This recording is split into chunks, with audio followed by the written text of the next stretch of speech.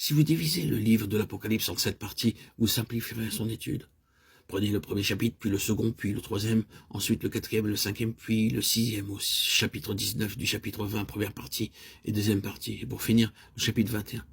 Ainsi, parcourant ce livre, pas à pas, vous trouverez une grande aide dans son étude. J'aimerais que nous nous occupions maintenant d'un petit fragment du chapitre 4, verset 1. Après cela, je regardais, voici une porte était ouverte dans le ciel. La première voix que j'avais entendue comme le son d'une trompette et qui me parlait dit « Monte ici, et je te ferai voir ce qui doit arriver dans la suite. » Le Seigneur donna un aperçu du ciel à l'apôtre en disant « Monte ici. » Ce n'est pas une scène terrestre. En fait, le Seigneur disait à Jean « Maintenant, Jean, ne regarde pas aux choses terrestres. » À ce moment précis, Jean était très découragé. Nous lisons dans la parole de Dieu qu'il survint une grande persécution contre les croyants et beaucoup comme Démas avaient abandonné le Seigneur et étaient retournés en arrière. Plusieurs étaient en prison, dispersés alors que d'autres étaient mis à mort. C'est la raison pour laquelle l'apôtre Jean dans l'île était triste, abattu et découragé. Chacun d'entre nous, nous avons fait des expériences semblables, des choses arrivent dans nos vies que nous ne pouvons expliquer et découragés nous pensons « Je me demande Seigneur, quelle sera la suite ?»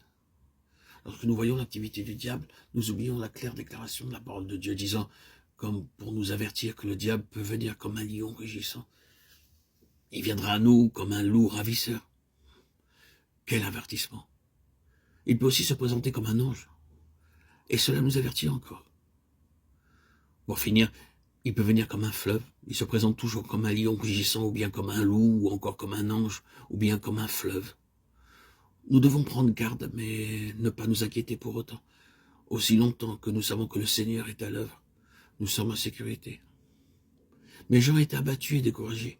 Aussi le Seigneur lui dit, « Jean, monte ici maintenant, et laisse-moi te montrer quelle sorte d'église je construis. Je ne recherche pas des bâtiments sur cette terre. Dieu ne recherche pas les foules. En tant qu'homme, nous sommes très heureux en voyant une grande foule.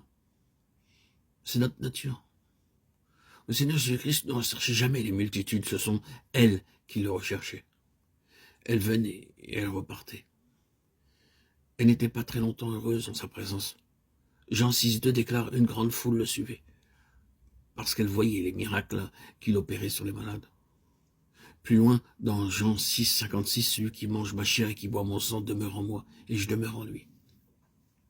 Au verset 60, nous lisons plusieurs de ses disciples après l'avoir entendu dire « Cette parole est dure. Qui peut l'écouter ?» Une parole dure. Lorsqu'un vrai message est donné aux hommes, c'est une parole dure. Notre Seigneur dit 8 fois à ses auditeurs du verset 51 au verset 58 comment ils pouvaient vivre éternellement. Vous pouvez penser qu'ils devaient se réjouir. Le Seigneur leur dit « Maintenant, venez à moi, mangez, buvez-moi, et vous vivrez éternellement. Vous ne mourrez jamais. » Mais qu'arriva-t-il? Ils se mirent en colère. Ce fut une parole si dure qu'ils furent offensés et partirent. Au verset 66, nous lisons, dès ce moment, plusieurs de ses disciples se retirèrent et ils n'allèrent plus avec lui. Pensez-vous que notre Seigneur aurait dû aller vers eux et s'excuser? Revenez, s'il vous plaît, je suis désolé de vous avoir offensé. Revenez, s'il vous plaît. Ils s'en allèrent et il les laissa partir. Notre Seigneur ne recherche pas les multitudes, désire uniquement ceux qui veulent vivre éternellement, qu'il y en ait peu ou beaucoup. Ainsi, notre Seigneur disait, Jean ne regarde pas la persécution, ne regarde pas la déchéance des croyants. Je sais comment les aider. Je bâtis mon église, monte et regarde de quelle manière dans le ciel l'œuvre progresse et quelle sorte d'église je désire. Aussitôt je fus ravi en esprit. Et voici, il y avait un trône dans le ciel et sur ce trône, quelqu'un était assis. Apocalypse 4:2. Le Seigneur disait, Jean, veux-tu me connaître davantage? Apprends à demeurer dans l'esprit et à marcher par l'esprit. Selon Galates 5:24, si nous vivons par l'Esprit, marchons aussi selon l'Esprit. Beaucoup de gens parlent du Saint-Esprit, mais ne vivent pas dans l'Esprit. C'est une chose que de se vanter de l'Esprit. La question est, marchez-vous selon l'Esprit?